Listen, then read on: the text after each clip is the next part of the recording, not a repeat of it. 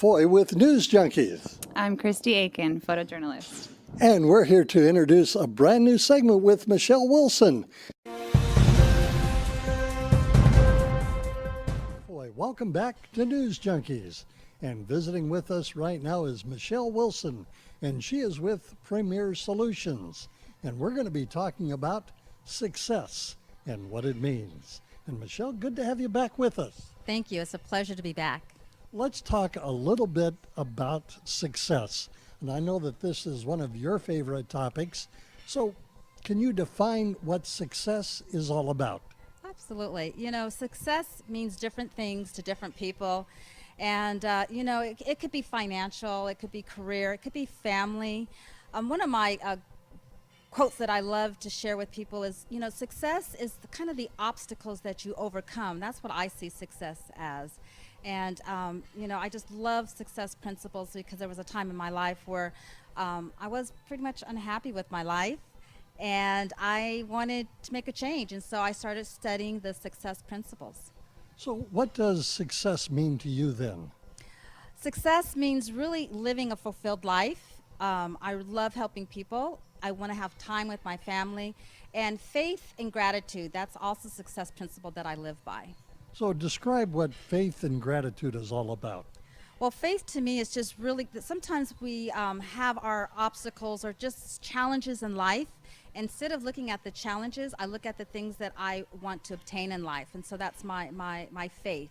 And then just being grateful, just waking up in the morning every day, just being thankful for having the things that I do have. Even though I do want more, I'm still thankful for the things that I do have.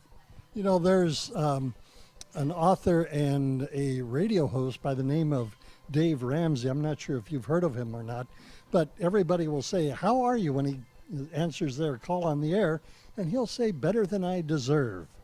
Yes, I'm familiar with Dave Ramsey, and he's an amazing, author, coach. He's a financial coach, and, it is better than I'll wake up every morning and say it's the best day of my life.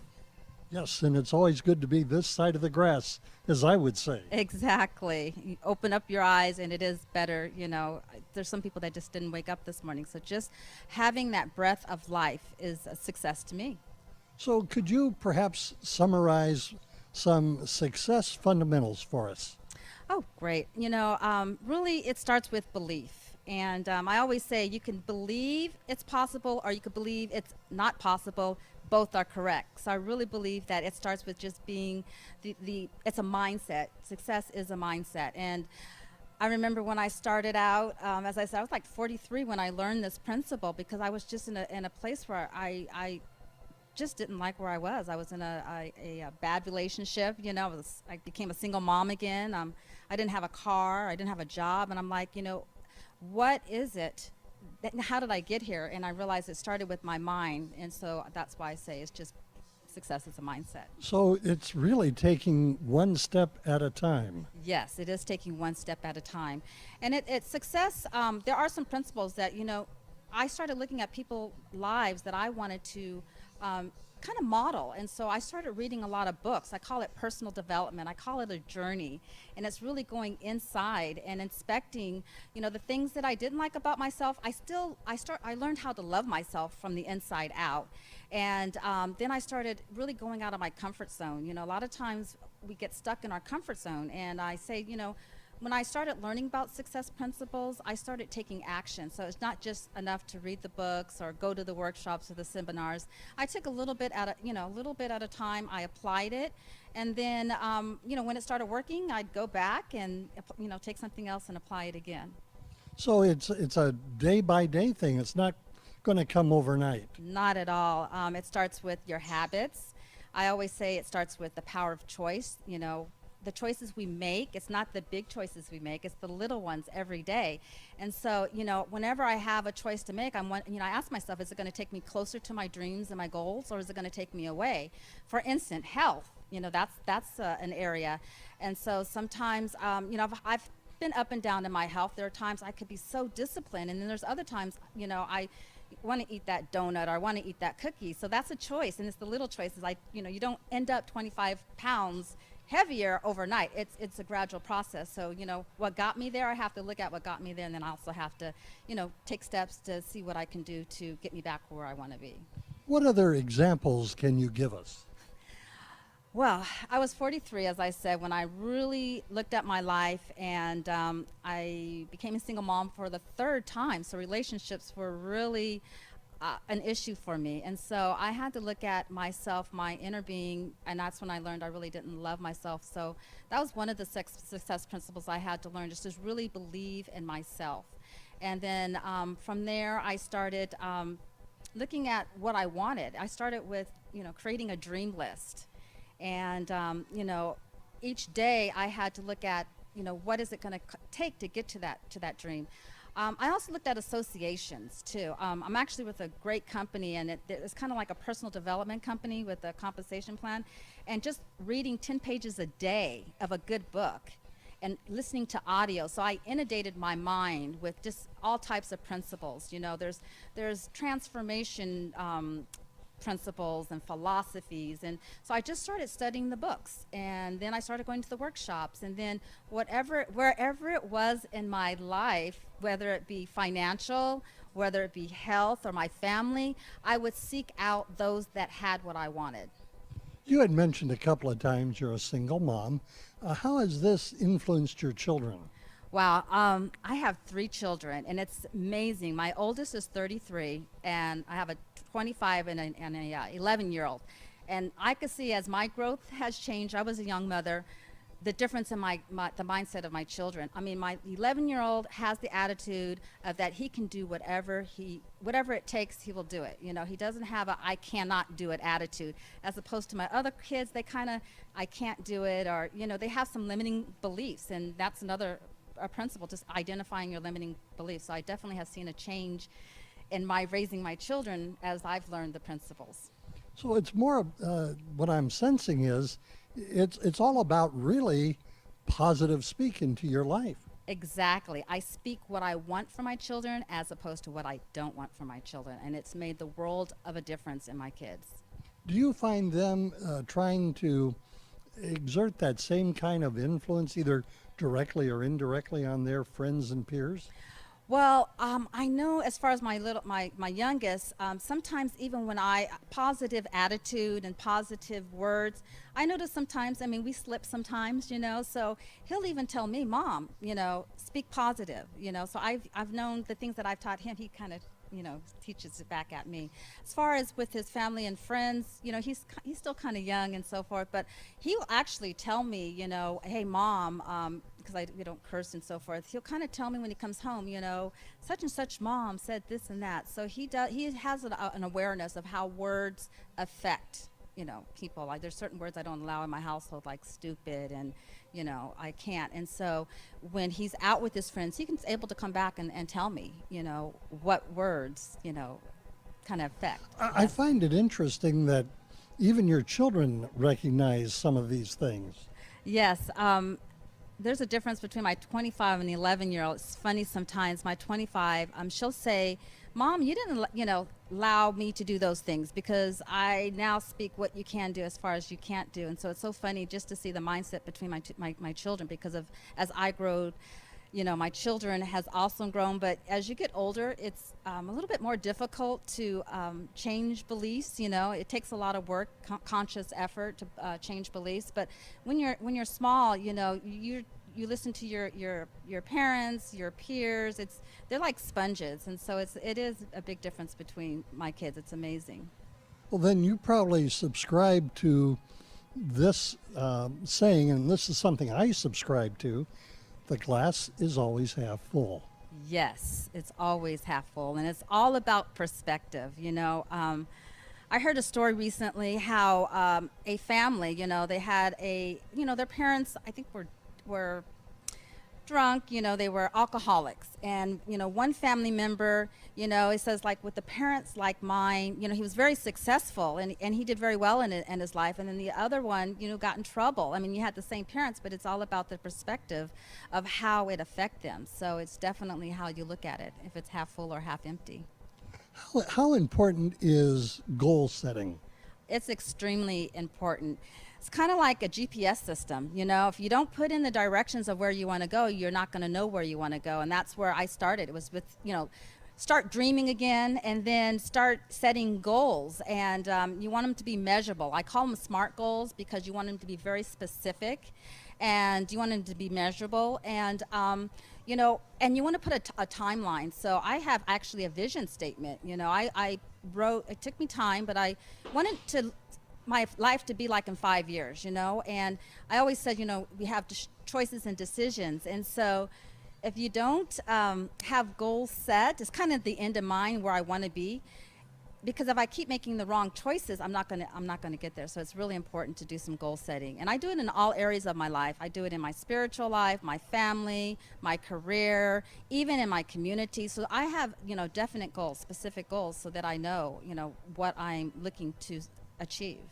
Perhaps you can clue us in on some examples of goal setting, not maybe that you have done, but others that you have advised over the course of time.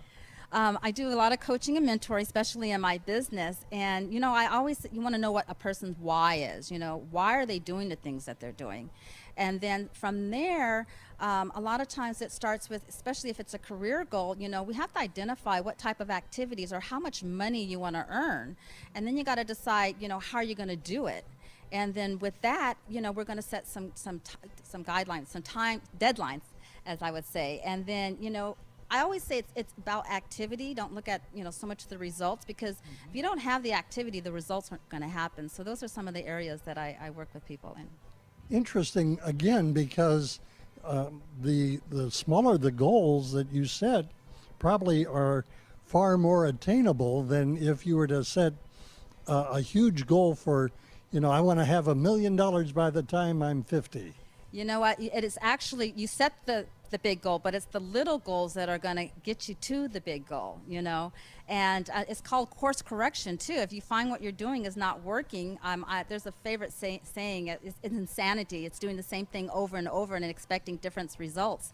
So sometimes I said you don't have to have the whole map and the whole picture, because you have the end in mind, but at least you're able to guide yourself to see if it's getting you closer, if it's giving you a further away. So that's why it's so important to set the goal and then set little goals so that you can achieve it. Now, success is not always financial either. It's not always financial. It could be spiritual, as I mentioned. It can be health-wise. It could be family-wise. Even, one of my big goals is I want to be able to retire and then give back to my community. So there's different types of goals. You have your athletes. They're setting goals all the time. You have.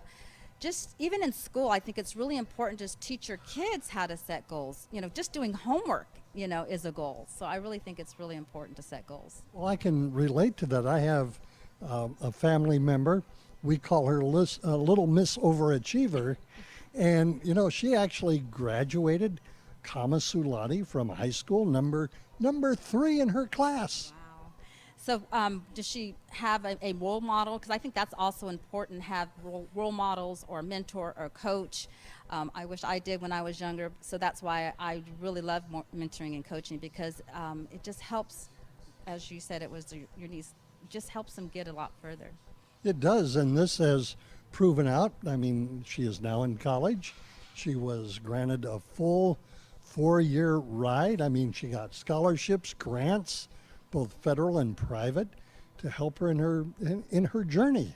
And I'm sure her journey wasn't easy. It probably took some sacrifice, and it probably took discipline. So, all that is part of goal setting. And I really say, if you really want it bad enough, you're going to do it. And but look at the rewards. She's in school and she has a full scholarship. Once she finishes, she's going to have unlimited possibilities. And I think it's great when a young person understands that. Oh, very much so. And, she's been able to do a lot of the things that she has desired to do. And she has, remained a very popular young lady in high school. And I would assume in college, I'm going to be meeting with her this weekend. So I'm looking forward to that, to see how she's doing. as I said, that's so great when I see young people who are able to really not have any limited beliefs and just go after their goals and dreams. And it's going to be amazing to see how her life, evolves and how she's going to be able to, give it if she has kids or just give back. That's going to be really exciting. What other advice or tips can you give for people that are watching us right now that they're going, gee, Michele, this sounds wonderful. I want to be able to get in on this bandwagon. What more could you offer in the way of tips or advice for them? I think I mentioned earlier, start off just reading some books. I think that's a great way because books are so inspiring, If you think you can, that's a book out there. I start off with Napoleon Hill, Think and Grow Rich. That's financial, but there's other, tons of spiritual books. Wherever you're at in your life, what you're missing, I would say, just do a Google search and just start Googling success and transformation. I think that's a really good place to start. And then look around you. You want to hang around the people who have what you want. If it's health and wellness, you want to find those people that have achieved those goals and you want to kind of model them. I think that's a great way to start. I'm thinking that people ought to avoid books like First and Second Limitations and First and Second Hesitations. Yes, absolutely. I believe in what we call the law of attraction, so if you're thinking don't do that, our minds don't do that, it's going to mean, kind of do it. So yeah, you definitely want to, I believe words are powerful. Attitude is another thing you want to, your attitude, you always want to have a positive attitude. Even when you don't feel good, it's kind of like the sunshine, it's shining outside, and you can't help but smile. So I always say a positive attitude is another a good place to start. It's just starting to have a positive attitude. By having a negative attitude, not only are you bringing yourself down, but I suspect you're going to be bringing down other people that are around you as well. Yes, and they probably, especially if you are around positive people, don't want to be around you, And it's unfortunate today in today's news, we have a lot of negative news. And I think that's why, as a society as a whole, so many bad things are happening. I wish we would speak more about success and happiness and what it takes.